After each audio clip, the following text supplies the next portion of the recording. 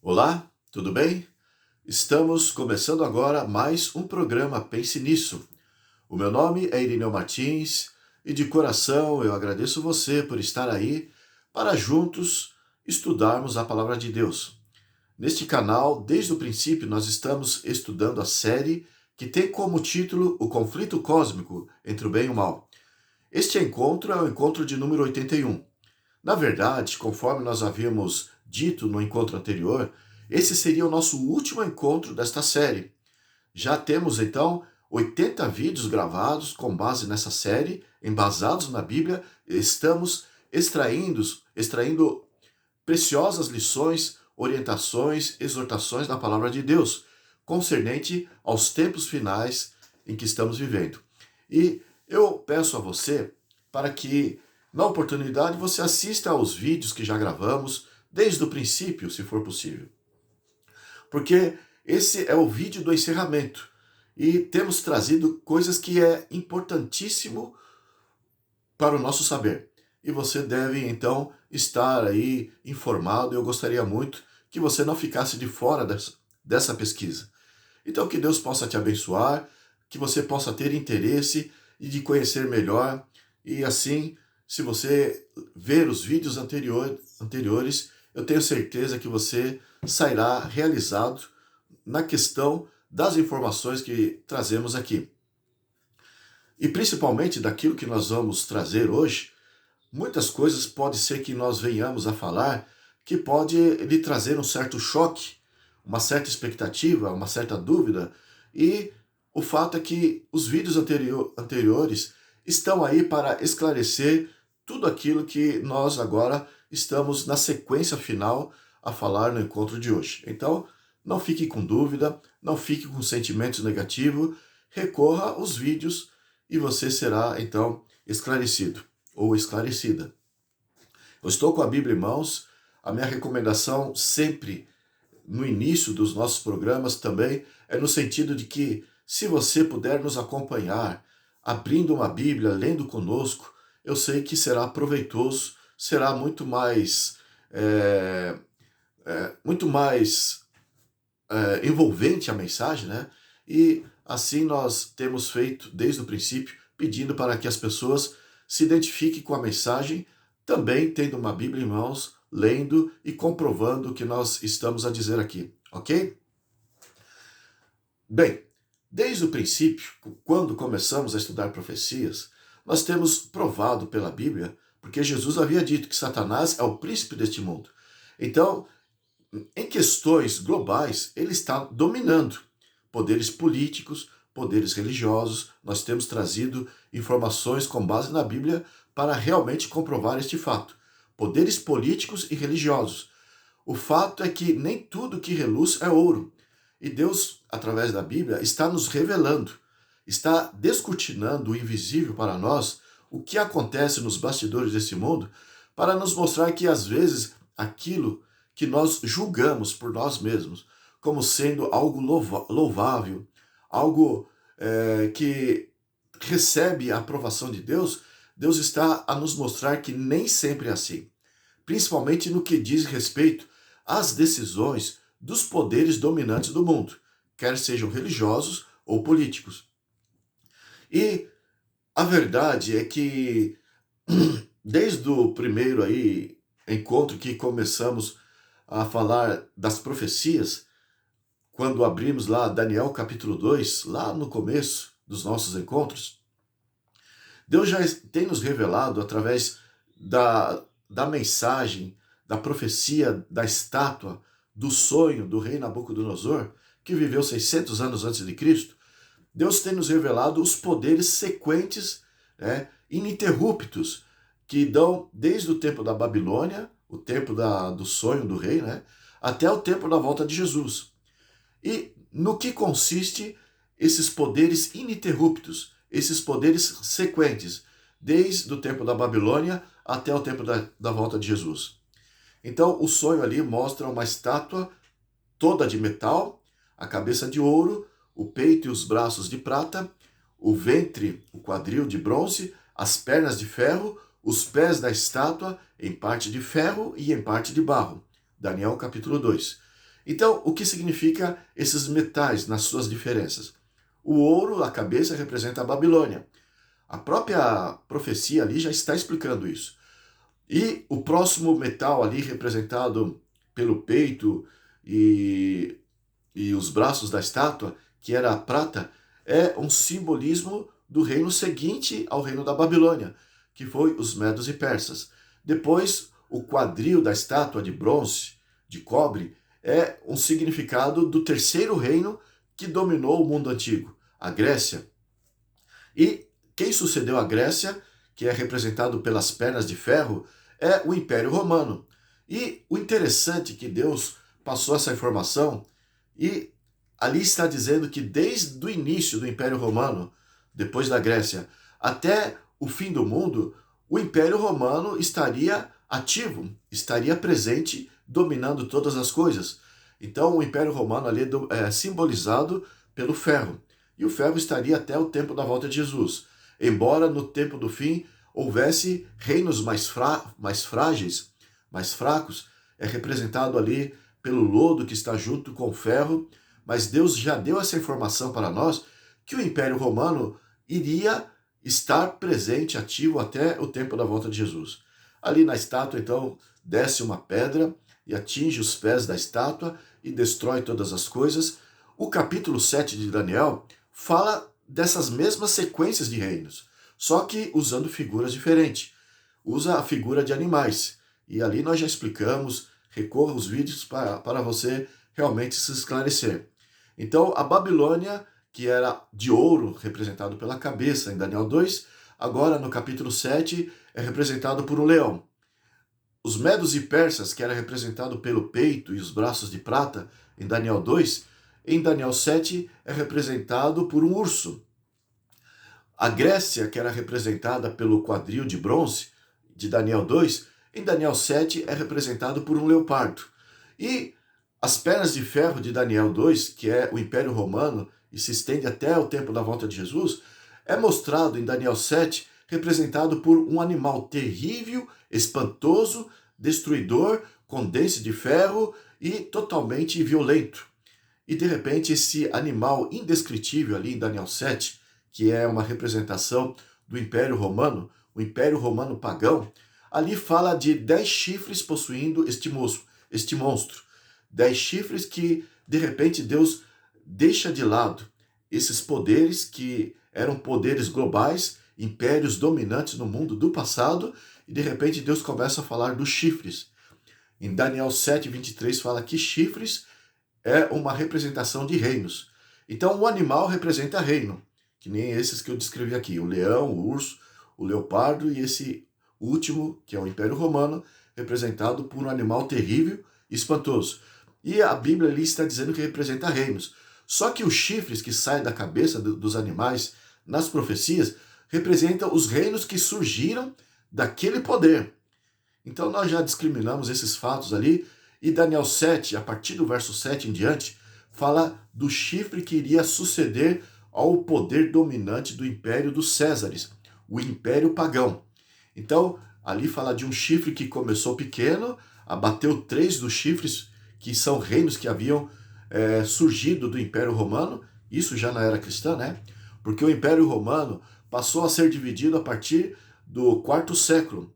No ano de 476, o Império Romano Ocidental foi esfacelado, porque veio as nações bárbaras, invadiram o Império Romano, dominou o Império Romano.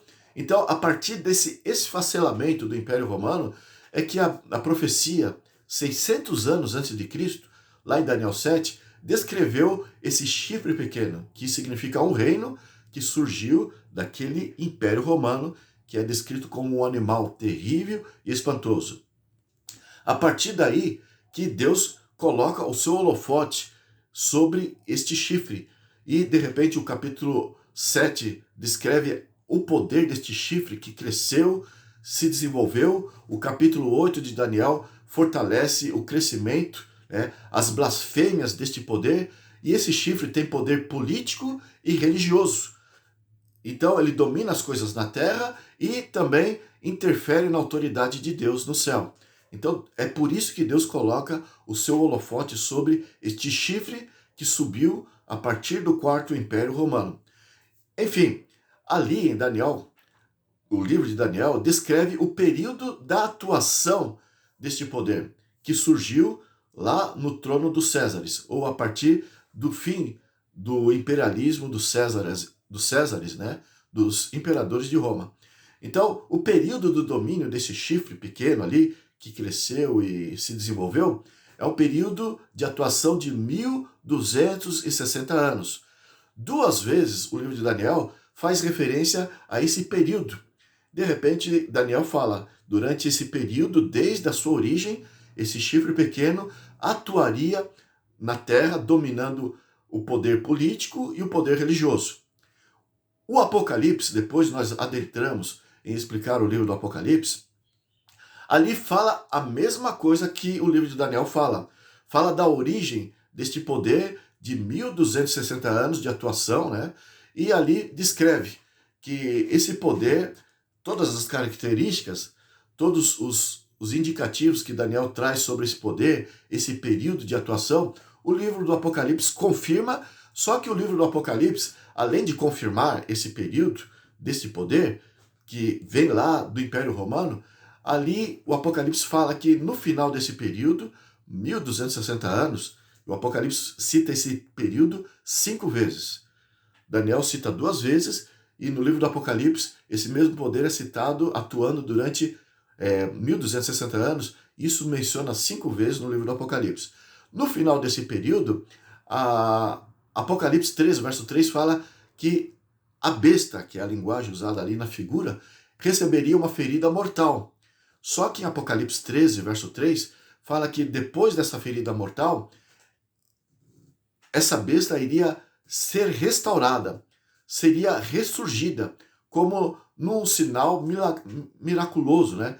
Iria ressuscitar novamente, uma paródia de Cristo que morreu e ressuscitou, e ele tomando o lugar de Cristo, a Bíblia usa essa figura para dizer que ele está querendo imitar aquilo que Cristo fez. Atuou 3 anos e meio Jesus e recebeu a ferida. Jesus morreu, depois ressuscitou, e o papado é mencionado em linguagem profética, atuando 1260 anos, e na linguagem profética ali é 3 anos e meio, que significa 1260 anos, em linguagem profética. Então, é uma paródia de Cristo. No final desse período, receberia uma ferida e iria ressuscitar. E aí que o Apocalipse entra realmente com o holofote mais agravante, mais luminoso para chamar a nossa atenção. Nós que vivemos no tempo do fim. Então, este poder iria estar presente em todos os lugares na terra, na sua ressurreição. Iria chamar a atenção dos monarcas, dos governantes, dos reis, assim como de líderes religiosos ao redor do mundo. Então, o que aconteceu que a história nos comprova para nós entendermos o que a profecia está querendo nos chamar a atenção e nos fazer entender sobre o que acontece no mundo. O único que preenche todos esses requisitos que as profecias de Daniel e Apocalipse, em especial, estão a nos trazer sobre o homem do pecado, o filho da perdição, a besta e o chifre pequeno de Daniel, são títulos diferentes, mas Deus, através dessas diferenças, está falando do mesmo poder. No livro de Daniel, do livro do Apocalipse e espalhado em algumas outras partes da Bíblia aqui. O que acontece é que o único que preencheu todos esses requisitos, essas dicas, vindo lá do Império Romano, é o papado. Então, a Bíblia descreve a época que o papado deveria surgir, como deveria surgir, de onde deveria surgir, quanto tempo iria atuar, qual característica iria assumir, que é a autoridade política e religiosa. Fala que depois desse período de 3 anos e meio proféticos, que dá 1260 anos, o papado deveria retornar de novo, iria reconquistar, iria recobrar a sua autoridade com os poderes políticos e religiosos e finalmente iria dominar a terra. Então é nesse sentido que o livro de Daniel, capítulo 2, fala do domínio do Império Romano desde a sua origem, antes de Cristo, até o tempo da volta de Jesus. através do papado, o Império Romano continua ativo, porque o Papa vive em Roma, onde os imperadores romanos viviam. Fala o latim, que era a língua dos imperadores. O numeral que se usa é o algarismo romano, conforme era no passado. A pretensão de ser reconhecido no mundo todo como chefe espiritual, como uma divindade na Terra, conforme os imperadores do passado tinham, o papado tem essas mesmas pretensões, ser reconhecido como Deus. Na Idade Média, o Papa ele tirava as pessoas do céu, ele expulsava as pessoas do céu, ou ele enviava as pessoas para o inferno. Então ele decidia quem se salvava e quem se perdia. E o mundo tremia de medo com as sentenças do Papa. É por isso que, com base nas superstições que os reis e as pessoas comuns alimentavam a respeito da autoridade do Papa, todos eles se submetiam, se curvavam, os reis entregavam a sua autoridade ao Papa, porque, de fato, se acreditou que o Papa era um representante de Deus na Terra e ele usou e abusou dessa sua autoridade sobre no mundo todo. E de repente cumpriu a profecia. Ele tomou o lugar de Deus, se fez como Deus, segundo Tessalonicenses 2, 3 e 4, o apóstolo Paulo falou do homem do pecado, do filho da perdição, e nós já explicamos a respeito disso. Enfim, até que aconteceu o final do período de atuação de 1260 anos, houve a Revolução Francesa, o general Béthier, que era submisso à autoridade de Napoleão Bonaparte, foi até a Capela Sistina, aprisionou o Papa Pio VI, levou ele para o Castelo de Valença, na França, e desde então, todos os apoios dos estadistas europeus e de outras partes do mundo que eles davam ao Papa, eles retiraram aquele apoio. Eles deixaram de reconhecer o Papa como um representante de Deus na Terra.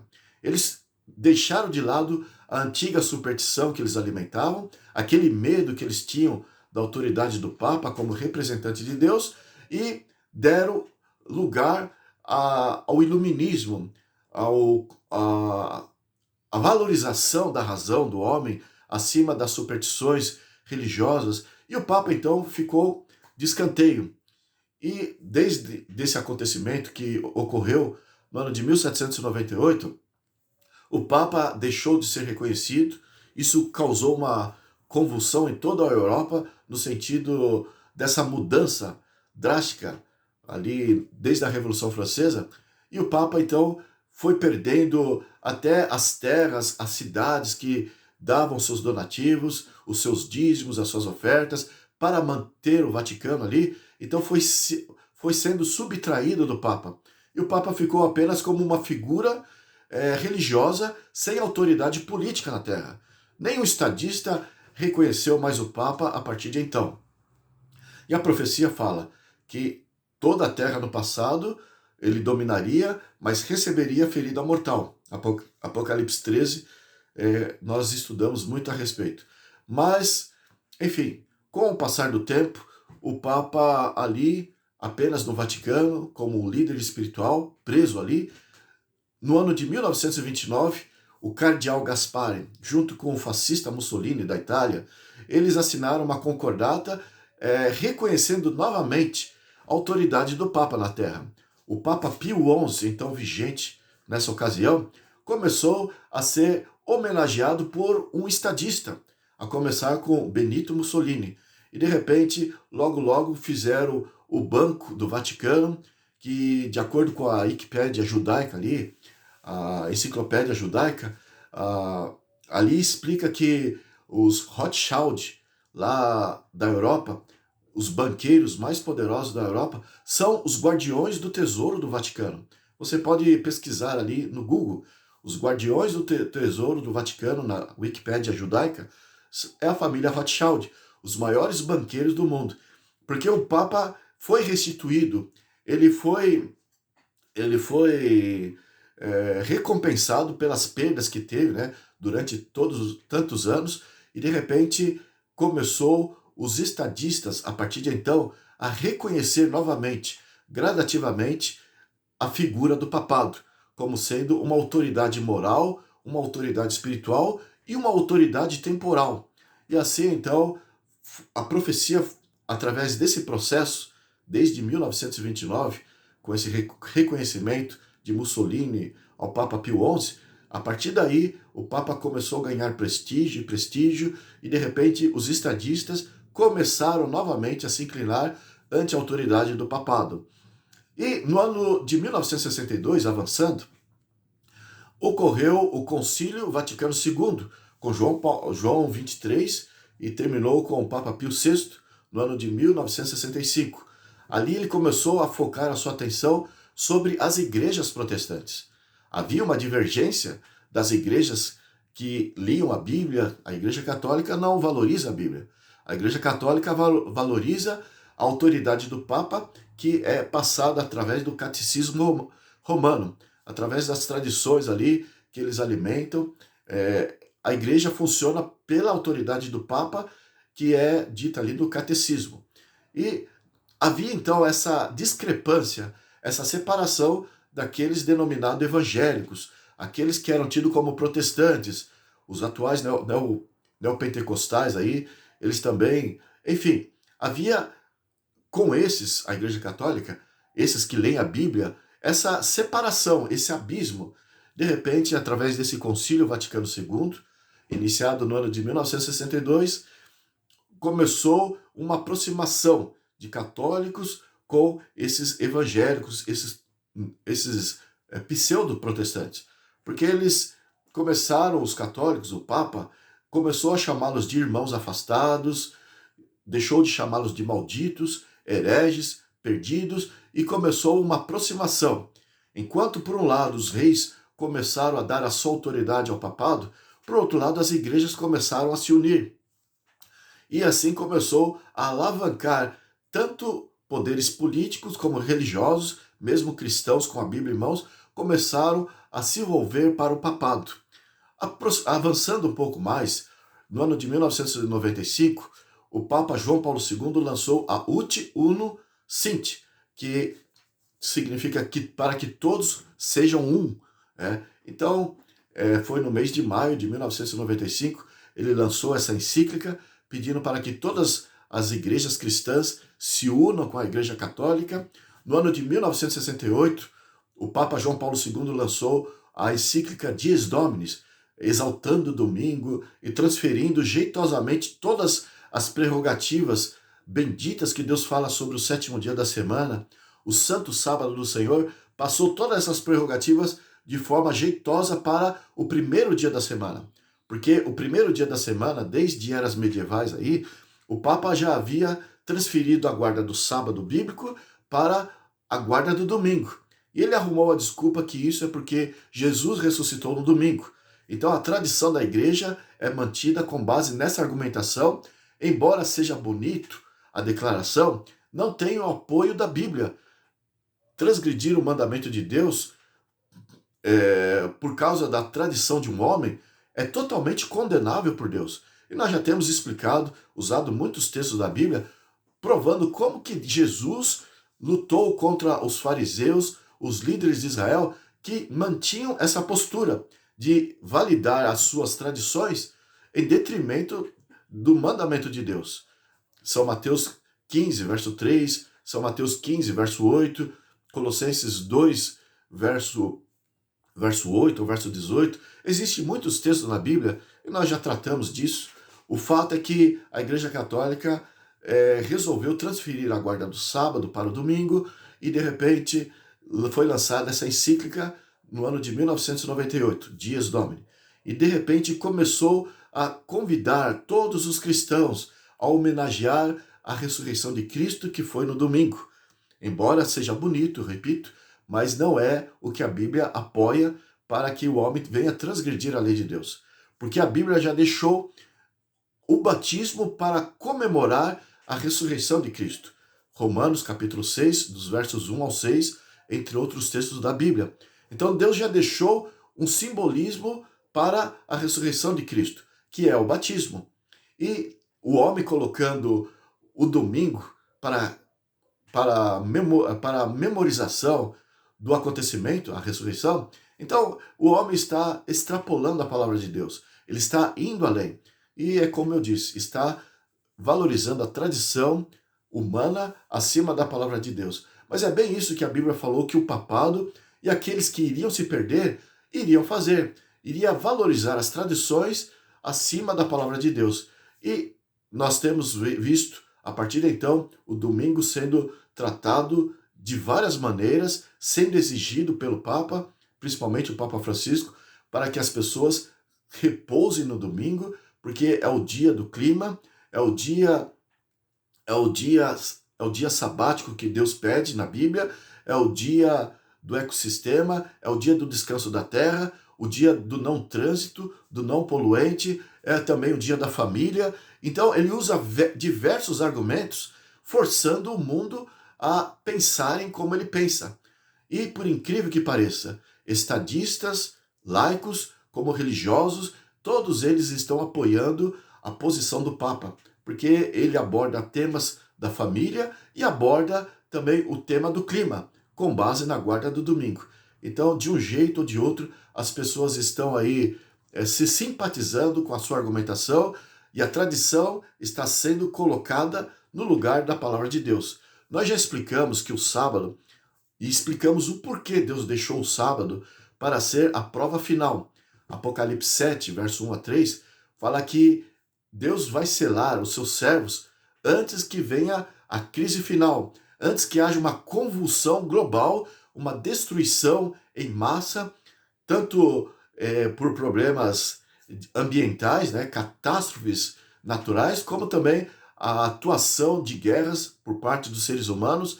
Então, antes que tudo isso venha a acontecer a nível global, o Apocalipse 7, 1 a 3, fala que Deus, primeiro, de uma forma rápida, de uma forma desesperada, iria no tempo do fim selar o seu povo. E nós já provamos que é o Santo Sábado do Senhor.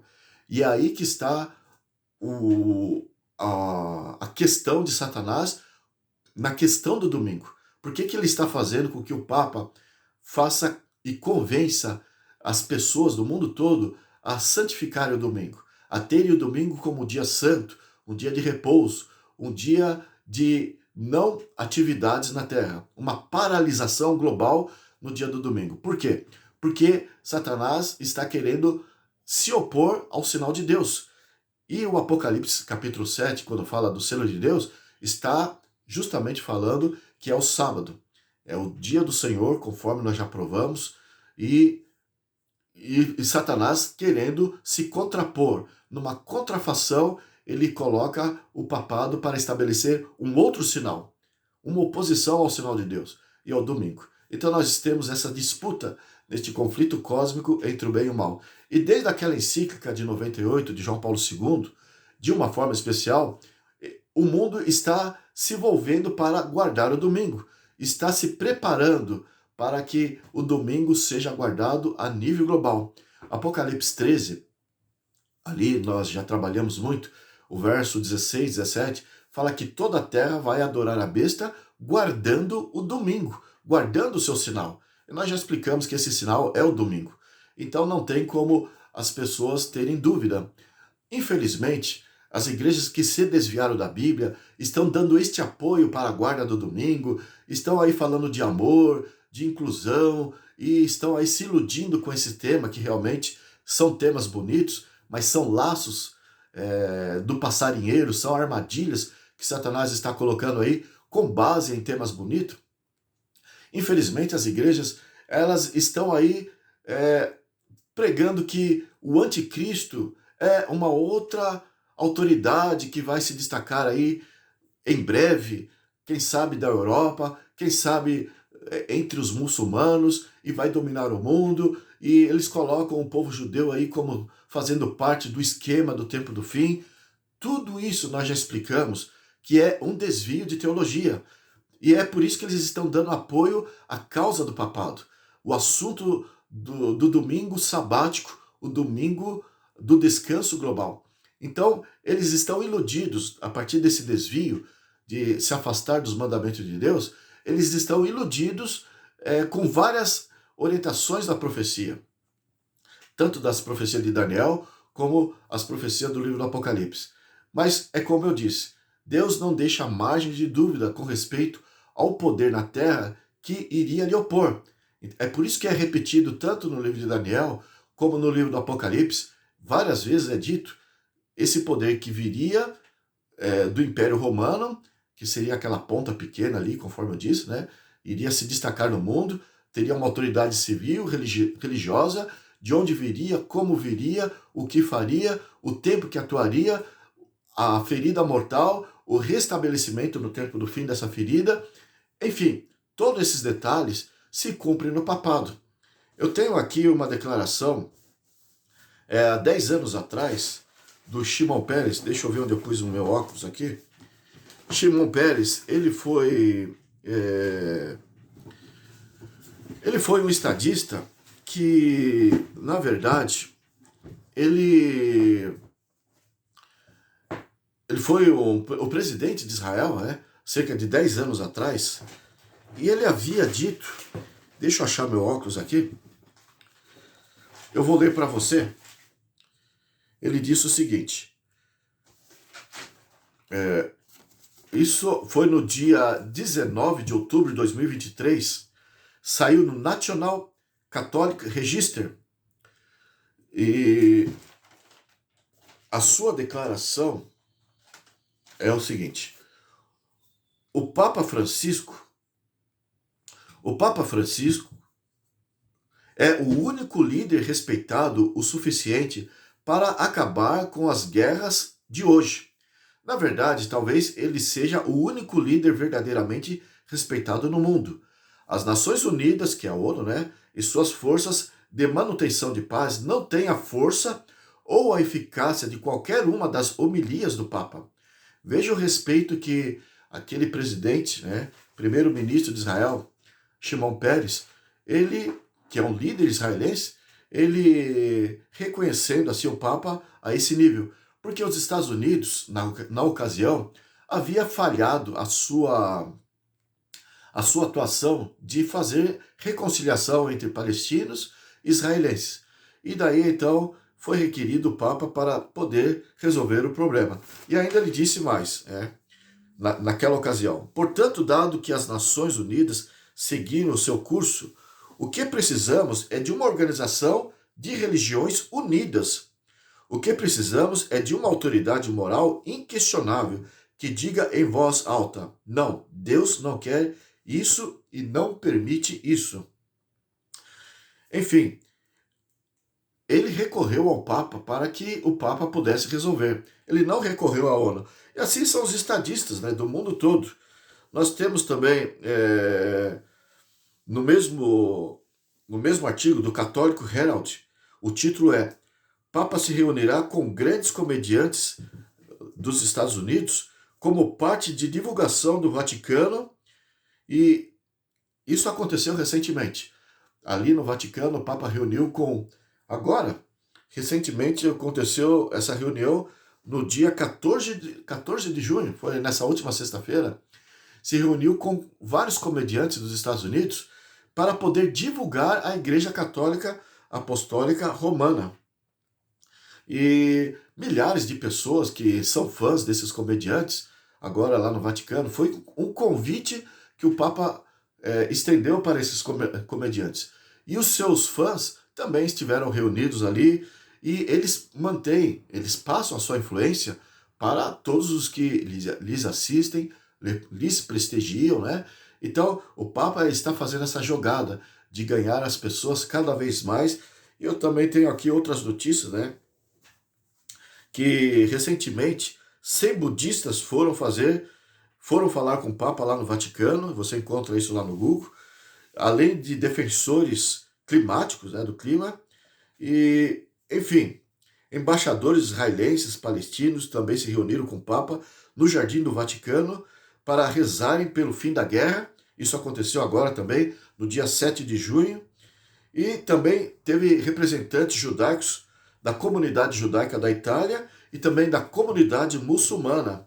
Então, ele é prestigiado aonde quer que ele vai.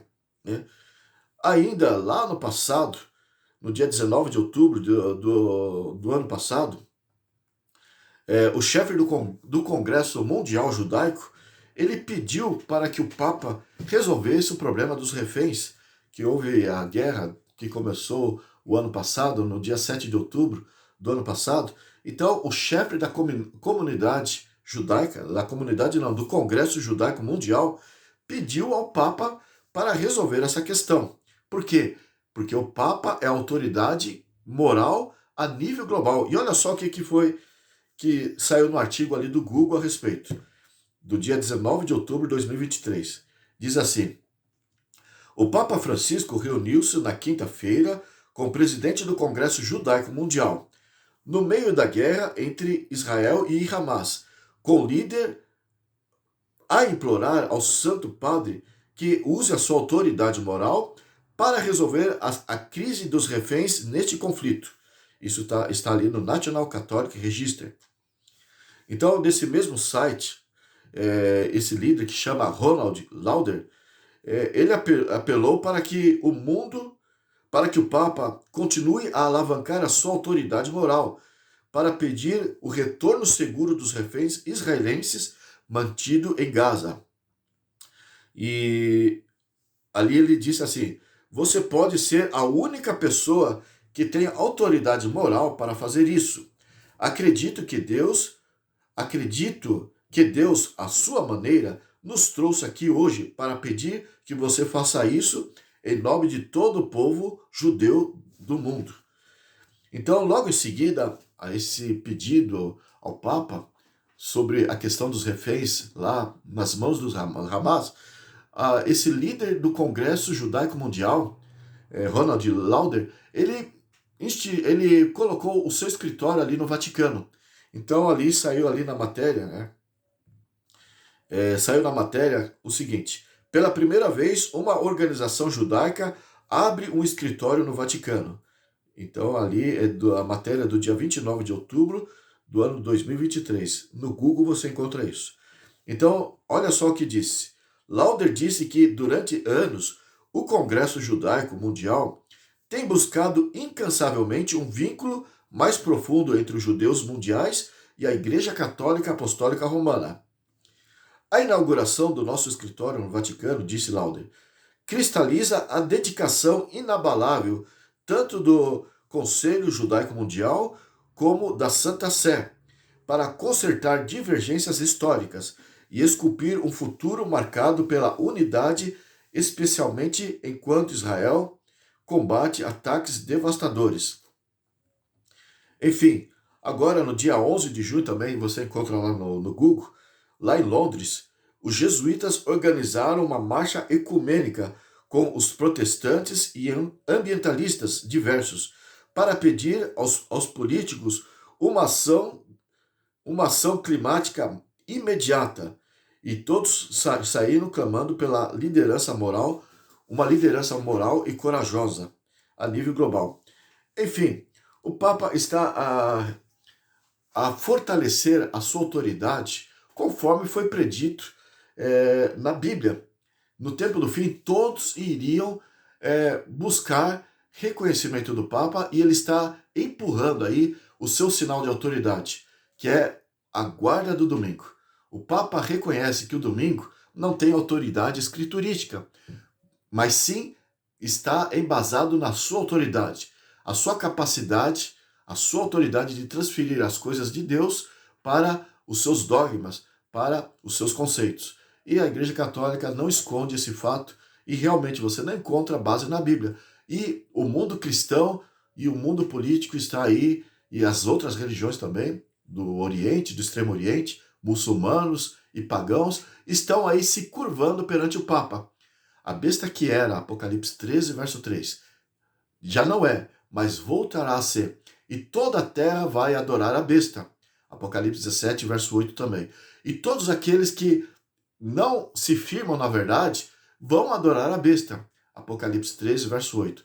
Enfim, nós temos trabalhado muito nessa grande Babilônia que o Apocalipse está a nos apresentar, mas por mais que cumpra fidedignamente os detalhes da profecia sobre o papado, a sua atuação, aquilo que está acontecendo nos dias de hoje, as igrejas que não se firmam na verdade e defendem o domingo como se fosse o dia do Senhor e pedem para os fiéis guardarem o domingo, se unirem no domingo, estão se envolvendo nessa união global. Todas essas religiões, eles não percebem que, por mais que tudo está acontecendo em cumprimento da profecia, eles não percebem que é o Papa que realmente é o anticristo, é o filho da perdição, o homem do pecado, que a Bíblia está a colocar aqui. É o que faz com que toda a terra se una. Então, é o Papa que está presidindo essa globalização, essa união. Por mais que isso esteja declarado diante dos olhos de todos, os líderes evangélicos, protestantes nominais aí, e neopentecostais, não estão a enxergar esses acontecimentos berrantes, gritantes sobre o papado. E eles ficam, então, iludidos, criando uma ficção, né, de que haverá um anticristo aí, haverá uma besta, um líder político, ou uma outra pessoa que vai surgir em algum país ali da Europa ou do mundo islâmico e vai dominar ali sobre Jerusalém. Ficam colocando seus holofotes longe daquilo que Deus está chamando a atenção. Deus está chamando a atenção para o papado e toda essa movimentação que eu tenho falado, e eu resumi aqui agora para você. Mas esses daí, com Bíblia em mãos, por rejeitarem a palavra de Deus, estão aí focando o holofote para um outro lado. E é por isso que estão sendo encaminhados para a perdição, porque não conseguem ver que o papado cumpre à risca todos os requisitos, todos os pormenores da profecia de Daniel e do Apocalipse. Então, Satanás ele está iludindo as pessoas com diversões, né? Para que as pessoas não queiram buscar as orientações de Deus. E eu tenho marcado aqui alguns textos e vou ler aqui para você como que a Bíblia adverte do perigo de você se distrair e não prestar atenção nos acontecimentos. Olhar as instruções da Bíblia de forma superficial ou mesmo de confiar em líderes que estão com aparência, mantêm um ar de piedade, estão com aparência de cordeiro, estão falando de Jesus, estão até praticando curas, se envolvendo com fenômenos, fazendo milagres, enfim, se deixar levar por esse lado. O livro de 1 Coríntios ali, o apóstolo Paulo, inspirado por Deus, falou que Satanás se transforma em anjo de luz e os seus ministros se transformam em ministros de justiça.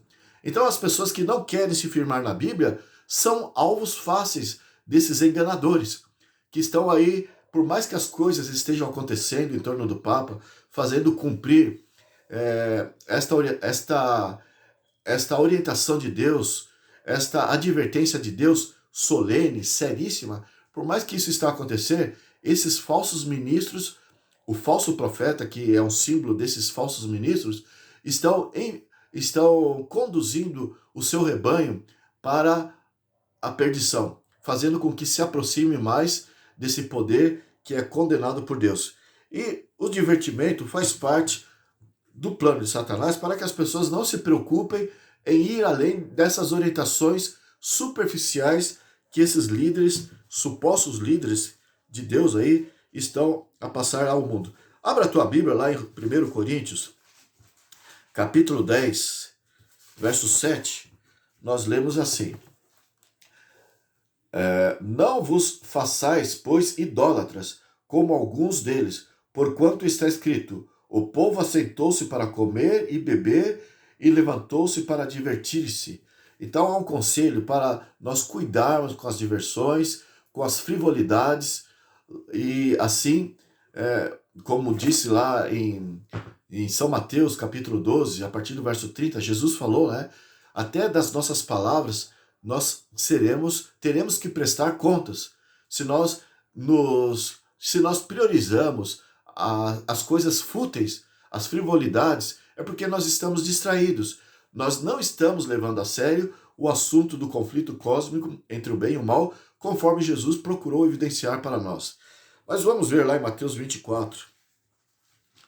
Mateus 24, verso 37 a 39, nós lemos assim: Pois assim como foi nos dias de Noé, também será a vinda do Filho do Homem. Porquanto, assim como nos dias anteriores ao dilúvio, comiam, bebiam, casavam e davam-se em casamento, até o dia em que Noé entrou na arca, e não o perceberam, senão quando veio o dilúvio e levou a todos. Assim será também na vinda do Filho do Homem. Então, aqui está também fazendo um indicativo das distrações. Embora comer, beber e casar não seja necessariamente pecado, mas se Deus usou aqui essas palavras, é para dizer no sentido de estar priorizando as coisas do mundo sem focar para as orientações preparatórias para o retorno de Jesus. Estaria só absorto às coisas passageiras, como Salomão disse, tudo é vaidade, tudo é passageiro. E aqui veio o dilúvio e levou a todos que estavam mergulhados nesses encantos. Eclesiastes 7. Eclesiastes 7. Veja só o que foi dito para que possamos abrir os olhos. Eclesiastes 7, 1 a 4. Ali nós lemos assim: Melhor é a boa fama do que o unguento precioso, e o dia da morte melhor do que o dia do nascimento. Veja como a visão de Deus é diferente da nossa visão. Diz que é melhor o dia da morte do que o dia do nascimento. E aqui vai explicando coisas que, por nós mesmos, nós não temos inclinações para refletir. O verso 2 diz: Melhor é ir à casa onde há luto do que ir à casa onde há banquete, pois naquela se vê o fim de todos os homens, e os vivos que o tomem em consideração. O verso 3: Melhor é a mágoa do que o riso, porque com a tristeza do rosto se faz melhor o coração. O coração do sábio está na casa do luto, mas o dos insensatos na casa da alegria. Então, reflita nessas orientações de Deus. Não venhamos perder tempo com frivolidades. E Satanás está para nos afastar da Bíblia, daquilo que realmente é sério, daquilo que ele esconde com aparência de coisas boas. Então, para que nós realmente não venhamos a nos aprofundar e a conhecer os fatos, ele coloca festas, diversões, distrações diversas. Efésios 4,14. Vamos ler Efésios 4,14. Nós lemos assim, do verso 10 ao 14. Aquele que desceu é também o mesmo que subiu acima de todos os céus, para encher todas as coisas. Então aqui Paulo está falando de Jesus. E ele mesmo concedeu uns para apóstolos, e outros para profetas, e outros para evangelistas, e outros para pastores e mestres, com vistas ao aperfeiçoamento dos santos, para o desempenho do seu serviço, para a edificação do corpo de Cristo, até que todos cheguemos à unidade da fé e o pleno conhecimento do Filho de Deus, a perfeita varonilidade, à medida da estatura da plenitude de Cristo, para que não sejamos mais como meninos, agitados de um lado para o outro e levados ao redor por todo o vento de doutrina, pela artimanha dos homens, pela astúcia com que induzem ao erro. Então aqui está falando que Jesus, ele subiu ao céu, mas ele comunicou para a sua igreja dons, para que a igreja se aperfeiçoe, para que a igreja cresça à medida da estatura da varonilidade de Cristo. Ou seja, aquela perfeição que Cristo demonstrou para nós, andando neste mundo, Deus concedeu dons, poderes para que o seu povo, à medida que vai abraçando a sua causa, possa também crescer. Enfim, mas para que nós não sejamos enganados por todo o vento de doutrina, que são astúcias do homem aí.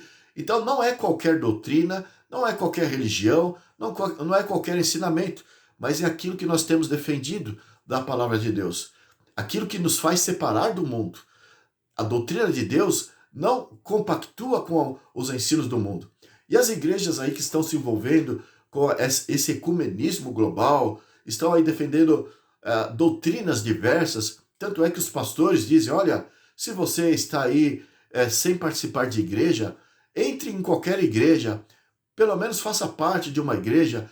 Parece bonito essa declaração, parece que está protegendo o errante, o perdido aí, mas ele está colocando a pessoa em qualquer conceito porque cada igreja ensina uma doutrina diferente, embora abra a mesma Bíblia, mas são interpretações humanas. Enfim, esses aí estão dizendo que a Bíblia não tem uma verdade absoluta, não existe uma doutrina mesmo de Deus, o importante é só falar de Jesus, do amor, da salvação de Jesus, e oba-oba, e vamos para o céu, e aí fica nessa visão superficial do que Deus quer para nós. Então, em 2 Timóteo 4, verso 3, temos aqui também uma declaração, 2 Timóteo 4, verso 3, que é para sabermos que existe uma doutrina que é, na verdade, rejeitada pelo mundo. 2 Timóteo 4, verso 3. Pois haverá tempo em que não suportarão a sã doutrina. Pelo contrário, cercar-se-ão de mestres, segundo as suas próprias cobiças, como que sentindo coceiras nos ouvidos. E é o mundo de hoje. Então, as pessoas, elas não querem, na sua grande maioria, a verdade, a sã doutrina. Elas querem aquilo que a Bíblia chama de caminho largo. E pastores, líderes aí estão dizendo, olha, é o mundo e você vive apenas falando de Jesus e você tem até o poder de Jesus e Satanás ali comunica poder. Se você quiser ter uma confirmação disso, abra lá em São Mateus 7, dos versos 21 ao verso 23, fala que Satanás faz com que os falsos pastores, falsos líderes, possam profetizar, expulsar demônios, fazer milagres, entrar em contatos com o sobrenatural. Isso não é prova de verdadeira espiritualidade. Enfim, Satanás ele se aproveita daqueles que são superficiais e faz com que eles realizem milagres. Então, quem são realmente os que pertencem a Deus? Olha o que a Bíblia diz, Eclesiastes 8, verso 5. Eclesiastes 8, verso 5. Nós lemos assim: quem guarda o mandamento não experimenta nenhum mal, e o coração do sábio conhece o tempo e o modo. Então aqui está trazendo duas declarações interessantes. Quem guarda o mandamento, os mandamentos de Deus, que nós já explicamos que são os 10 mandamentos, e ali está incluso o Santo Sábado do Senhor, que é o 7º dia da semana. Então tem que guardar todos os 10 mandamentos, não apenas 9 e pegar o sábado e jogar na lata do lixo e seguir o sábado humano, o sábado papal, que é o domingo. Temos que guardar todos os mandamentos. Então, aqui está uma declaração. Quem guarda todos os mandamentos não experimenta nenhum mal. Então, essa pessoa está protegida. Então, aqui é uma declaração, uma informação de Deus. Ela será protegida. E é isso que diz o Apocalipse 7 sobre os que serão selados por Deus. Eles estarão protegidos por Deus quando as pragas, quando as catástrofes se romperem sobre a terra, agora no tempo do fim. Então, o selo de Deus é para guardar o seu povo daquela catástrofe que toda a humanidade há de sofrer. Então, aqui está essa primeira mensagem. Quem guarda o mandamento não experimenta nenhum mal. Agora, a segunda mensagem. E o coração do sábio conhece o tempo e o modo. Em Apocalipse 12, 17, fala que Satanás irou-se contra os que guardam os mandamentos de Deus. Por quê? Porque eles conhecem o tempo e o modo. O Espírito Santo está com essa igreja que possui essa característica descrita em Apocalipse 12, 17, que nós trataremos na próxima série, conforme nós temos falado, é o assunto que vamos tratar aí nos próximos assuntos, na próxima série, não nessa série. Mas Satanás irou-se contra os que guardam os mandamentos de Deus e tem ou preserva o espírito de profecia. Apocalipse 12, verso 17. Por quê? Porque Deus revela coisas para esses conhecem o tempo e o modo, porque eles guardam os mandamentos de Deus. E Deus tem um apreço especial para os fiéis, os que guardam os seus mandamentos. O Apocalipse repetidas vezes fala dessa igreja, do tempo do fim, que estaria guardando os seus mandamentos. Então, esse negócio de explicar todos esses acontecimentos, conforme eu tenho falado nos vídeos aí, que todos que nós já gravamos, os vídeos passados, e até o hoje que nós estamos concluindo, tudo que nós temos dito é porque Deus tem revelado para a igreja, porque é uma igreja fiel em guardar os seus mandamentos. e é uma igreja distinta das demais igrejas. Enquanto as outras igrejas estão fazendo um laço de união e estão conquistando as pessoas com a sua simpatia, com a sua mensagem de fraternização, de caridade, de amor, e está o mundo sendo envolvido, absolvido, assim, estão absorvendo essa mensagem, estão guardando ali, sendo iludidos. Então, Deus está dizendo, olha, essa união não é por poder de Deus, é por poder de demônios. E as pessoas não estão a perceber isso.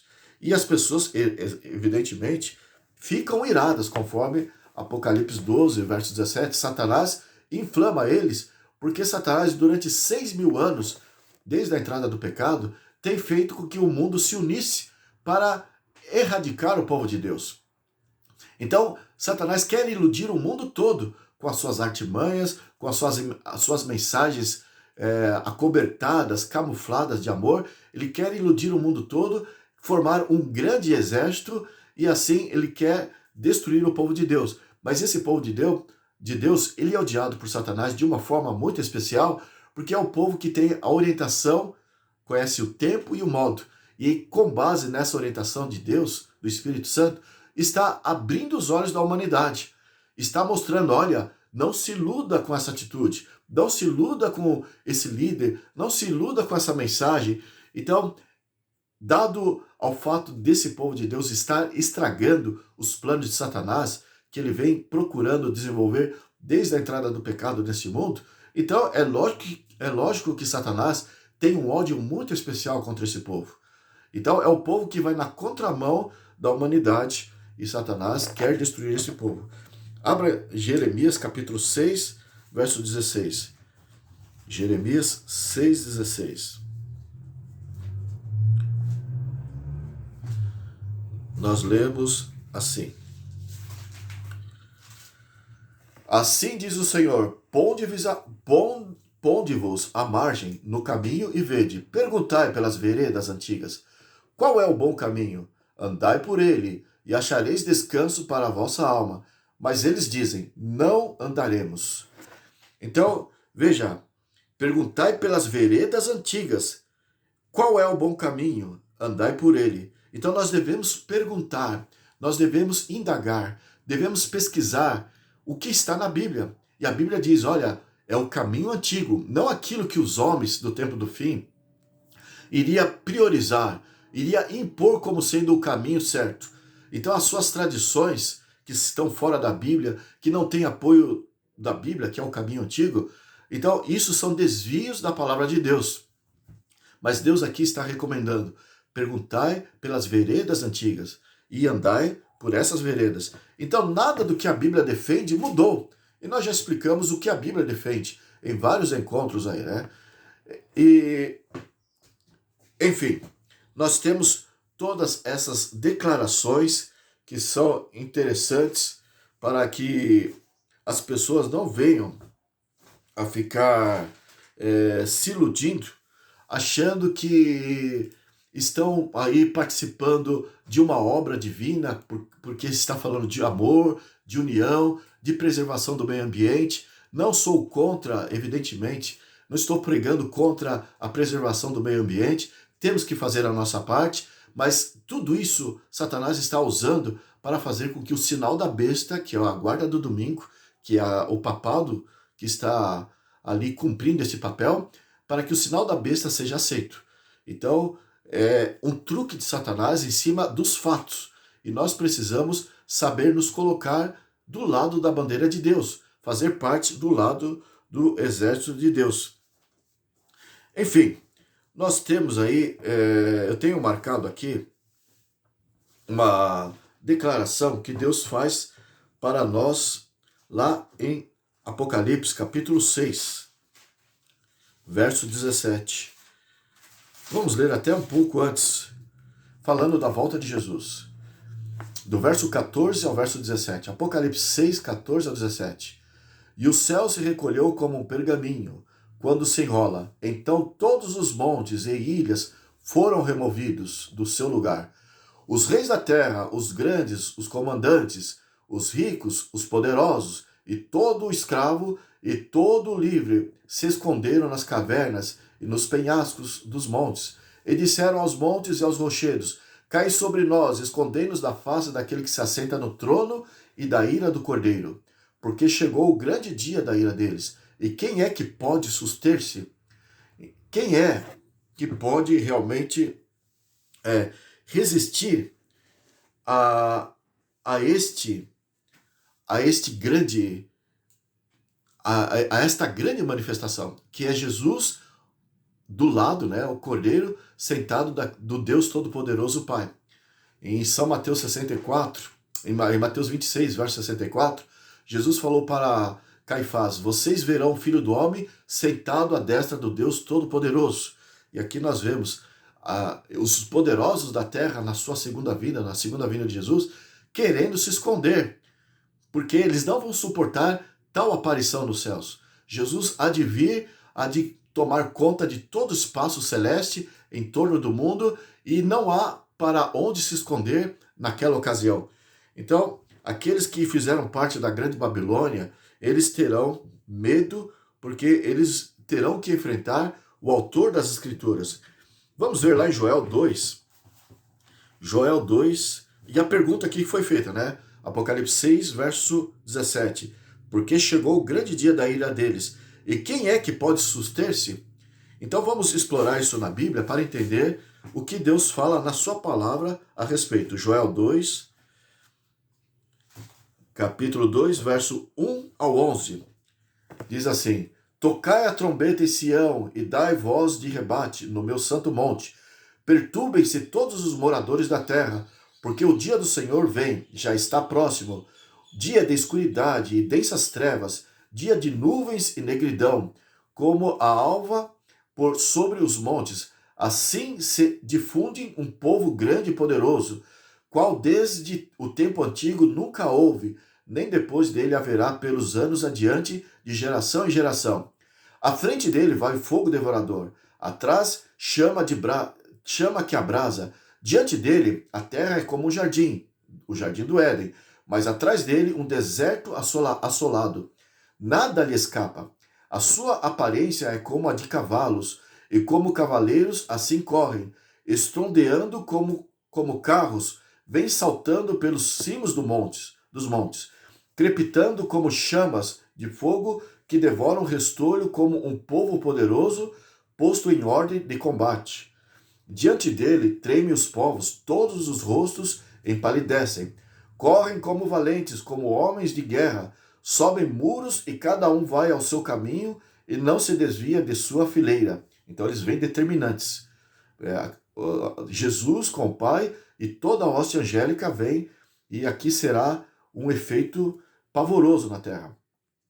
Não, verso 8, não empurram uns aos outros, cada um segue o seu rumo, arremetem contra lanças e não se detém o seu caminho. Verso 9. Assaltam a cidade, correm pelos muros, sobem as casas, pelas janelas entram como ladrão. Diante deles treme a terra, e os céus se abalam. O sol e a lua escurecem, e as estrelas retiram o seu resplendor. O Senhor levanta a voz diante do seu exército, porque muitíssimo grande é o seu arraial. Porque é poderoso quem executa as suas ordens. Sim, grande é o dia do Senhor, e muito terrível. Quem poderá suportar? Então é o mesmo que nós vemos ali, lá em Apocalipse 6, verso 17. Quem poderá suster-se? Quem poderá suportar tal aparição? Miqueias 1, nós lemos também. Vamos ver aqui na 1. Miqueias 1, do verso 1 ao 4. Alguns, entre outros textos da Bíblia, que fala como será a vinda de Jesus.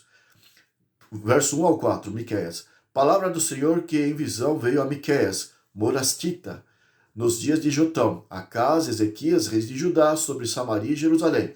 Mas aqui é uma profecia que teve um cumprimento minúsculo para aquela época, mas é uma profecia dupla. Eu já expliquei aqui, existem profecias duplas do Velho Testamento, que deveria acontecer de uma forma local, mas também tem uma aplicação para o tempo do fim, E aqui você vai entender isso, ó, verso 2. Miqueias 1, verso 2. Ouvi todos os povos, agora pegou a profecia no sentido duplo, para o tempo do fim. Ouvi todos os povos, prestai atenção, ó terra, e tudo o que ela contém. E seja o Senhor Deus testemunha contra vós outros, o Senhor desde o seu santo templo. Porque eis que o Senhor sai do seu lugar e desce e anda sobre os altos da terra. Jesus falou em São João, capítulo São João 14, 1 a 3, e virei e vos receberei para mim mesmo. Lá em 1 Tessalonicenses, capítulo 4, 16, 17, também fala, ele não vai pisar neste mundo, conforme os cristãos estão aguardando um Cristo que virá e vai andar entre Israel e vai pelejar a favor de Israel e vai conquistar a terra e vai estabelecer 1000 anos na terra. Isso não vai acontecer neste mundo. Então esses cristãos estão equivocados nessa crença e pregando isso. Ele não colocará os pés nessa terra, e a Bíblia fala que ele vai receber os salvos nas nuvens do céu. É por isso que ele diz aqui, né? Porque eis que o Senhor sai do seu lugar e desce e anda sobre os altos da terra. E o verso 4, os montes debaixo dele se derretem, e os vales se fendem, são como a cera diante do fogo, como as águas que se precipitam no abismo. Então é por isso que todos hão de perecer. Toda a terra será transtornada com a segunda vinda de Cristo, e de repente aqui só os salvos serão protegidos. Porque a pergunta é, quem poderá suster-se? Então temos ainda Sofonias, capítulo 1, 2 e 3. Nós lemos assim, palavra do Senhor que veio a Sofonias, filho de Cusi, filho de Gedalias, filho de Amarias, filho de Ezequias, nos dias de Josias, filho de Amon, rei de Judá. Então agora parecia que era uma profecia exclusiva para aquele tempo, mas nós vemos que é uma profecia dupla, de duplo acontecimento. Por quê? O verso 2 explica, de fato, consumirei todas as coisas sobre a face da terra, diz o Senhor. Consumirei os homens e os animais, consumirei as aves do céu e os peixes do mar, e as ofensas com os perversos, e exterminarei os homens de sobre a face da terra, diz o Senhor. Então veja, até os peixes, as aves, os insetos, tudo deixará de existir por intermédio da segunda vinda de Cristo, que será abrasadora, será totalmente algo a nível global. Jeremias capítulo 4, estou lendo esses vários textos para que você veja que é um ensino bíblico. Não é algo para as pessoas ficarem se iludindo de uma paz na terra com o povo de Israel, depois que Jesus voltar e de repente a terra continuará do jeito que ela é atualmente, né? Jeremias 4, 23 a 28, nós lemos assim. Olhei para a terra, e ei-la sem forma e vazia, e para os céus, e não tinha luz. Olhei para os montes, e eis que tremiam, e todos os outeiros estremeciam. Olhei, e eis que não havia homem nenhum, e todas as aves dos céus haviam fugido. Olhei ainda, e eis que a terra fértil era um deserto, e todas as suas cidades estavam derrubadas, diante do Senhor, diante do furor da sua ira. Pois assim diz o Senhor, toda a terra será assolada, porém não a consumirei de todo. Por isso a terra pranteará, e os céus acima se ennegrecerão. Porque falei, resolvi e não me arrependo, e nem me retrato. Olhei e eis que a terra era sem forma e vazia. Aqui descreve um estado de abismo, de escuridão total, conforme você lê ali em Gênesis 1, capítulo 1, verso 1 e 2, e eis que a terra era sem forma e vazia, e as trevas era o que envolvia e as águas pairavam sobre as trevas, diz ali, Gênesis 1, verso 1 e 2. Então, aquela mesma declaração é descrita por ocasião da volta de Jesus, a terra se encontrará assim. Então, o sol desaparecerá, as estrelas que Deus colocou na criação para o benefício do homem, sendo que o homem deixará de existir, o ímpio morrerá, serão como esterco na terra. Já tratamos isso em encontros anteriores, diferentemente do que os evangélicos e pseudo-protestantes estão dizendo por aí, embora abrindo a Bíblia, mas estão equivocados, porque a Bíblia diz que tudo isso será destruído. Enfim, veja mais textos lá, eu não tenho tempo, mas compare ali Apocalipse 7, 1 a 3. Compare com Naum, o livro de Naum, capítulo 1, 2 ao verso 10. 2 Pedro 2, 4 a 9. Enfim, tudo isso vai fazer cumprir essa situação de que a terra vai ficar como a princípio, antes da criação, sem forma, em vazia, entregue a um abismo, a total escuridão, tudo destruído. Satanás havia dito para o primeiro casal: é certo que a morte não existe, mas agora ele e seus anjos serão lançados nesse mundo, nessa situação. Ele e seus anjos irão ver cadáveres por todos os lados, resultado das pessoas terem ouvido a sua mentira, terem dado, Adão e Eva, né? Terem dado ouvido à sua mentira. Então agora Deus mostrará durante 1000 anos, é o que diz o livro do Apocalipse, né? O capítulo 20. Vamos lá em Apocalipse capítulo 20. 1000 anos a terra estará nessa situação devastada. E veja o verso 11. Apocalipse 20, verso 11. Vi um grande trono branco e aquele que se assenta, e cuja presença fugiram a terra e os céus, e não se achou lugar deles, para eles. Então tudo na terra aqui vai ser devastado por intermédio da segunda vinda de Cristo. Vi também os mortos, os grandes, os pequenos, postos em pé diante do trono. Então aqui fala dos salvos lá no céu, que é visto através da visão de João, que escreveu esse texto, o Apocalipse. Então se abriram os livros.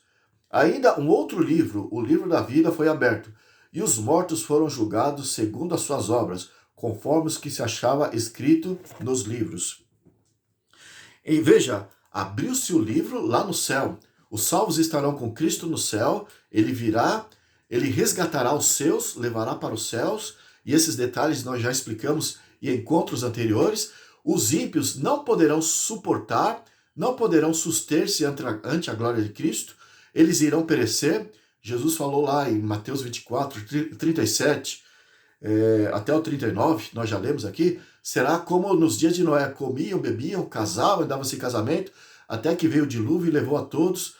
Enfim, esses irão perecer e estarão ali espalhados por toda a face da terra, todas as cidades estarão destruídas, o mundo estará envolto a densas trevas, sem a presença do sol, da lua, das estrelas, e Satanás com seus anjos estarão andando por aqui.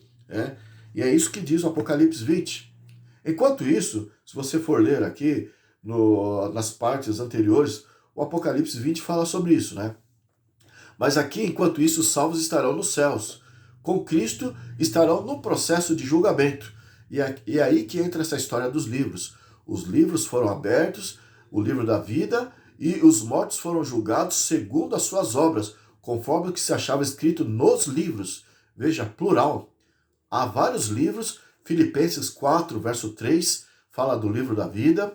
Também a Bíblia fala do livro memorial, Malaquias 3, verso 4. Também fala dos registros dos pecados, Eclesiastes capítulo 12, verso 14. São Mateus 12, 36 e 37. Enfim, nós temos alguns livros. E se você abrir lá em Daniel, Daniel capítulo 7, começou o julgamento no céu. A partir do verso 9, nós não vamos ler aqui porque o nosso tempo realmente é exigente. O nosso celular, eu já falei em vários encontros, ele desliga e me deixa pela metade. Já aconteceu aí em algumas gravações minhas. Então, lá em Daniel capítulo 7, fala, a partir do verso 9, do julgamento que começou no céu. Já está em processo nos dias de hoje, tanto é que quando Jesus voltar, já terá sido julgado aqueles que são de Deus, tanto é que aqueles que estavam em conformidades com Deus, com o coração de Deus, que mantiveram o seu nome no livro da vida, esses serão recolhidos para irem morar com Cristo no céu. Aqueles que não estão em conformidade com o coração de Deus, não estão com seu nome no livro da vida, terão aí, conforme os registros de pecado que eu mencionei aqui, né? Eles permanecerão nesses registros e serão ali julgados depois de 1000 anos. O Apocalipse 20 fala desse 1000 anos. Mas por que que os salvos irão fazer o julgamento desses? Lá no céu, os salvos irão participar com Cristo de um julgamento. Os perdidos estarão aqui. Aqueles que irão para o céu, hoje o céu estão participando desse julgamento. Anjos se reúnem em torno de Deus para participar do julgamento que hoje já está acontecendo, que é aqueles que mantêm o seu nome no livro da vida. Então esse julgamento é para selecionar apenas os fiéis, aqueles que deverão ser resgatados, deverão ser levados para o céu. Então são esses que, ao serem levados para o céu, a partir daí vão julgar aqueles que permaneceram na terra. É isso que a Bíblia diz. E por que que Deus tem essa atitude, sendo que precisaria ele de livros para ver o caso das pessoas? Deus é onisciente, Deus é o Todo-Poderoso, mas em Daniel capítulo 7, do verso 9 em diante, ali fala de um momento que ele usa todos os seres criados para participar com ele desse julgamento. Então, existem esses registros no céu que Deus faz com que eles possam acompanhar a vida dos homens na terra. Além de presenciarem, Paulo falou que nós somos espetáculos, que perante o universo todos estão a nos assistir, todos que estão em outros mundos estão a nos assistir. O fato é que esses livros são abertos no céu. Hoje os anjos estão vendo os detalhes da vida dos homens para que realmente eles possam ser merecedores de viver lá no céu. Depois disso, serão nós, os salvos, né, aqueles que forem para o céu, que vão acompanhar, e você deve entender no que consiste esse julgamento. Né? Bem, abra a tua Bíblia lá em Salmo 139, verso 15 e 16. Infelizmente, o nosso tempo não dá para detalhar, e temos que estar pulando aqui muitos esclarecimentos. Salmos 139, mas vamos ver o que dá para passar aqui. Verso 15 e 16, nós lemos assim: Os meus ossos não te foram encobertos, quando no oculto fui formado e entretecido, como nas profundezas da terra. Os teus olhos me viram, a substância ainda informe, e no teu livro foram escritos todos os meus dias, cada um deles escritos e determinado quando nenhum deles havia ainda. Então veja, o que o salmista inspirado está dizendo aqui? No livro de Deus, esses registros que os anjos hoje estão a acompanhar, eles estão vendo que nós muitas vezes pecamos porque numa questão genética nós herdamos aquilo dos nossos tataravós, dos nossos bisavós, dos nossos avós, dos nossos pais, tendências hereditárias que nós herdamos, e nós temos inclinações para fazer coisas certas, coisas erradas, e muitas vezes nós nos olhamos no espelho e não entendemos por que nós temos tanta inclinação para certas coisas erradas, por que nós pecamos. E nesses registros que Deus fala, que Deus está a realizar com os anjos lá no céu, conforme em Daniel 7, do verso 9 em diante, nós lemos ali, eles estão vendo essa nossa fraqueza, vendo essa nossa necessidade, né, ou essa carência nossa. Então eles entendem, porque Deus está provando a sua justiça, está passando para todos eles que estão a nos acompanhar, a ver a nossa vida, a estudar a nossa vida lá no céu.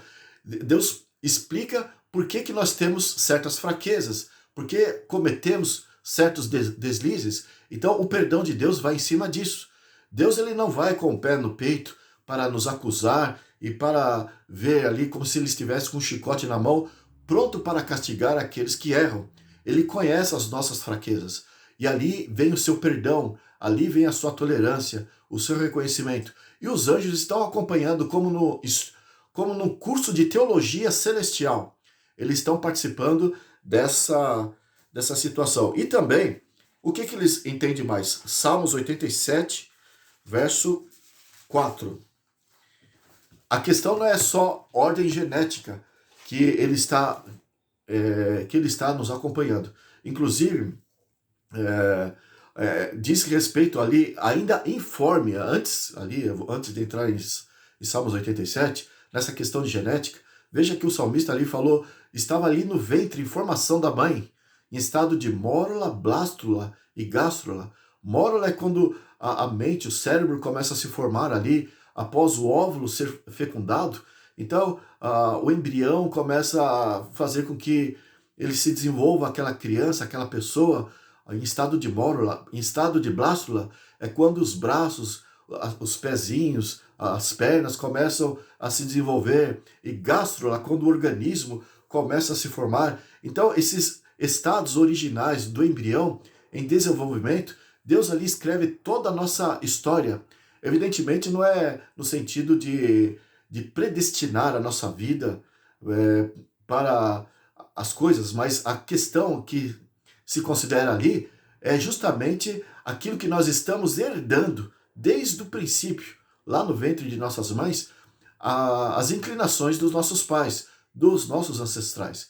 Então é muito profundo mergulhar nessa pesquisa e é isso que os anjos estão considerando e Deus não nos acusa assim de forma direta, porque ele sabe que nós temos inclinações para o mal. E aqui também no sentido sociológico, né? Em Salmos 87, verso 4, nós lemos aqui: dentre os que me conhecem, farei menção de Raabe e da Babilônia. Eis aí Filístia e Tiro com Etiópia. Lá nasceram. Então Deus fará menção das pessoas, mesmo aonde nasceu, e a influência que recebeu no curso do seu desenvolvimento, quando foi crescendo, da infância para a adolescência, para a juventude, nós recebemos, todos nós, influências para o mal e para o bem. Então Deus não só considera lá nos registros do céu a nossa a influência genética, a inclinação genética que nós herdamos. Ele considera também as influências que nós recebemos no ambiente em que desenvolvemos a nossa vida. Então tudo isso Deus pesa na balança e os anjos que estão ali, volto a dizer, Daniel 7, 9 em diante, eu não li para não tomar tempo, mas eles estão acompanhando esse julgamento atual lá no céu. E Deus começou esse julgamento, e Apocalipse 14, verso 6 e verso 7, ali Deus comissionou a sua igreja, e já tratamos desse capítulo 14 em encontros passados, Deus comissionou a sua igreja para pregar ao mundo todo que nós já estamos sendo considerados através de um julgamento no céu. Esse julgamento começou, mas é importante que se entenda, o julgamento de Deus não é para nos condenar, é para nos salvar. E ele faz de tudo em consideração com todos os seres perfeitos do universo, para que nós não venhamos a ser injustiçados. Ele considera todas as nossas fraquezas. E também os nossos sentimentos. Veja lá, tem o lado genético, o lado social e o lado sentimental. Salmo 56, verso 8. Nós lemos assim: contaste os meus passos quando sofri perseguições, recolheste as minhas lágrimas no teu odre. Não estão elas inscritas no teu livro? Em outras palavras, todos os sentimentos que nós passamos, todas as lágrimas que correm no nosso rosto, tristezas, também os sentimentos alegres, todos os detalhes da nossa vida são considerados por Deus. Deus sabe o íntimo da nossa vida. Muitas vezes nós nos olhamos no espelho e nós nos rejeitamos, mas Deus conhece as nossas dores, Ele sabe o porquê nós estamos sofrendo, e o julgamento dele está muito além daquilo que nós julgamos, tanto de nós mesmos, como de outras pessoas. Então Deus, junto com a hoste celestial, hoje, está realizando um julgamento a nosso favor. E Ele fará de tudo para que sejamos salvos. E de repente, enfim, nós ficamos aí achando que estamos sendo julgados para a condenação, mas Deus fará de tudo e, tendo terminado a sua tarefa, né, é que Ele voltará para nos levar para o céu. Eu havia dito, né, todos os seres no céu estão empenhados nesses julgamentos, conforme você vê lá em Daniel capítulo 7, e eu havia dito desde o primeiro encontro que eu iria explicar como há mundos que não caíram em pecado. Só essa Terra que é o planeta que maculou o universo. Satanás, Apocalipse 12, verso 12, diz que só o mal veio para este mundo. Né? E veja, lá em Jó, capítulo 1, vamos abrir lá em Jó, capítulo 1, nós vemos um ocorrido aqui, no verso 6 e 7, nós lemos assim: Num dia em que os filhos de Deus vieram apresentar-se perante o Senhor, veio também Satanás entre eles. Então perguntou o Senhor a Satanás: De onde vens? Satanás respondeu ao Senhor e disse: De rodear a terra e passear por ela. Então, até esse momento, antes da cruz, Satanás ele podia sair deste mundo e ele ia até o céu. Por quê? A Bíblia fala que, de acordo com o que nós acabamos de ler, os filhos de Deus de outros planetas, de tempos em tempos, se reúnem com Deus, vão até o céu para poder participar como representantes dos mundos aonde eles estão ali dominando, aonde eles são representantes. O Apocalipse 21 fala dos reis das nações virão perante o Senhor de ocasiões prescritas por Deus. Então haverá ocasiões preditas por Deus e que esses reis, esses representantes das nações, irão se encontrar com Deus ali, já na terra restaurada. Mas aqui está falando dos mundos que Satanás veio de rodear este mundo. Ele não estava circunscrito, preso apenas a este mundo, quando ele foi expulso do céu pela primeira vez. Ele veio a este mundo, ele tentou em outros planetas, mas Deus perguntou: de onde vens? E eu vim de rodear a terra. Jó capítulo 2, verso 1 e 2, a mesma coisa. Então, essas reuniões antes de Cristo era algo que acontecia constantemente. Jó 2, 1 e 2. Num dia em que os filhos de Deus vieram apresentar-se perante o Senhor, veio também Satanás entre eles apresentar-se perante o Senhor. Então o Senhor disse a Satanás: De onde vens? Respondeu Satanás ao Senhor e disse: De rodear a terra e passear por ela. Então ele na verdade tinha essa liberdade de ir e vir. Por quê? Porque Deus ainda não havia provado que Satanás, que era Lúcifer, que era um anjo querido lá no céu, era realmente vilão. E se Deus realmente amordaçasse ou cerceasse as atitudes de Satanás, iria despertar dúvida para os anjos que não sabia realmente aonde estava a verdade. Isso foi se confirmado com a morte de Cristo. Jesus ele falou: o príncipe deste mundo já está condenado, estando ele aqui na terra, porque ele veio para destruir as obras do diabo. E ele chegou a dizer: eu vi Satanás ser expulso do céu como relâmpago. Mas ele não deu o endereço de quando ele foi expulso do céu. Ele não deu endereço para onde ele foi. Ele simplesmente foi expulso do céu e veio para essa terra, ganhou este mundo, não ganhou os outros mundos, ganhou apenas esse mundo e de repente o conflito passou a fazer parte deste mundo. Mas quando Jesus morreu na cruz, ele ficou circunscrito a este mundo. Mas, enfim, existem mundos não caídos. Olha lá em Apocalipse 12, verso 12, nós lemos assim. Apocalipse 12, verso 12, nós lemos: Por isso festejai, ó céus, veja, está no plural, ó céus e vós que neles habitais. Ai da terra e do mar, porque o diabo desceu até vós, cheio de grande cólera, sabendo que pouco tempo lhe resta. Apocalipse, então veja, o Apocalipse está dizendo que os céus são os mundos não habitados. Não está falando só da parte central do universo, aonde é a habitação de Deus. Colossenses capítulo 1. Colossenses capítulo 1. O nosso tempo já está para expirar. Eu estou aqui procurando ver se dá tempo de falarmos até o final aqui.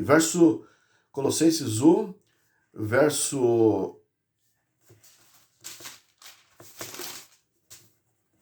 19 e 20, nós lemos assim: Porque aprove a Deus que nele, em Cristo, residisse toda a plenitude, e que, havendo feito a paz pelo sangue da sua cruz, por meio dele reconciliasse consigo mesmo todas as coisas, quer sobre a terra, quer nos céus. Então Satanás difamou tanto o nome de Deus, lá no universo, a sua acusação contra Deus, que Jesus, ao vir morrer na terra, ele, além de salvar o homem, ele reconciliou realmente o céu. Ele provou que Deus é justo e Satanás é o vilão. Então, todos os mundos, quando fala céus no plural, está incluso todos os mundos. Hebreus 1, verso 1 e 2, ali fala que Jesus criou os mundos. Outras versões fala criou o universo.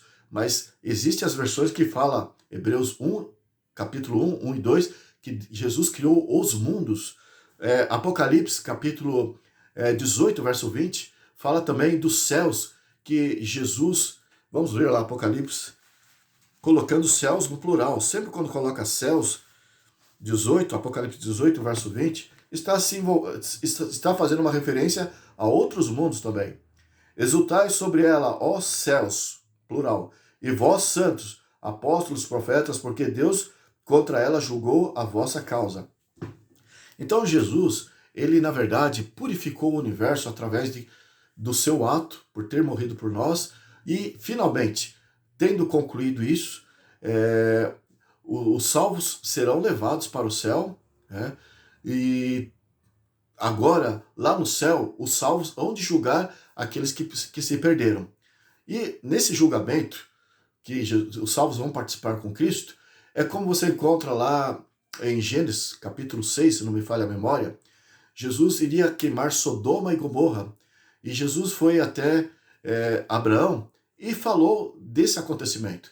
E Abraão foi fazendo perguntas, mas se houver 50 justos, o Senhor há de queimar Sodoma e Gomorra? E Jesus, com calma, com paciência, revelou a Abraão, não, se houver 50, não queimarei. E se houver 45, queimarás? Jesus, com calma, com paciência, disse não. E ele foi reduzindo o número até o último homem ali, e Jesus deixou bem claro, eu não vou queimar os homens ali enquanto houver um justo. Então, esse tipo de pergunta é o que será feito lá no céu. Os justos irão lá para o céu, e depois de 1000 anos, os ímpios que permaneceram aqui na terra, Apocalipse 20 deixa bem claro, eles hão de ressuscitar, a cidade santa há de descer, e eles estarão esclarecidos que eles deverão ser queimados, ser erradicados do universo, porque eles não são justos. Filipenses fala que, o livro de Filipenses, no final, todo joelho vai se dobrar perante Cristo, porque todo o universo vai reconhecer a justiça de Deus por intermédio de Cristo Jesus. No livro de Naum, capítulo 1, verso 9, fala que o mal não se levantará por uma segunda vez, porque as providências de Deus, através de Cristo Jesus, é purificar o universo, vindicando de fato o caráter de Deus. Tamanho foi a acusação de Satanás contra Deus, e Cristo há de restaurar o nome de Deus perante todo o universo, a tal ponto, e toda essa experiência do mal que passarmos nesse mundo será válido a tal ponto que finalmente o mal não se levantará uma segunda vez. Nunca mais surgirá um Lúcifer para empanar o brilho que o céu há de gozar por toda a eternidade. E assim, o conflito cósmico entre o bem e o mal estará resolvido. O mal será vencido e Jesus, por toda a eternidade, será o nosso Senhor, o nosso irmão, o nosso Criador, o nosso mantenedor, e a paz reinará por toda a eternidade. Enfim, eu resumi bastante o nosso tempo aqui, infelizmente, exigiria mais, pelo menos uma meia hora, para eu discriminar um pouco mais, mas que você possa pesquisar na Bíblia e recorrer aos textos que eu sugeri aqui, que você veja os vídeos passados, recorra às apostilas que eu apresentei no primeiro vídeo, peça para mim, eu terei prazer em lhe enviar gratuitamente. Então que Deus possa abençoar você e sua família e que você possa fazer parte do conflito cósmico hoje, entre o bem e o mal, do lado certo, do lado que a Bíblia garante que será vitoriosa, o lado de Cristo Jesus. Então, que Deus esteja com você e que possamos nos encontrar nas mansões celestiais, pelo menos nessa ocasião, que possamos nos encontrar e que possamos realmente estar juntos por toda a eternidade. Fique com Deus, a paz do Senhor reine sobre a sua vida. Amém.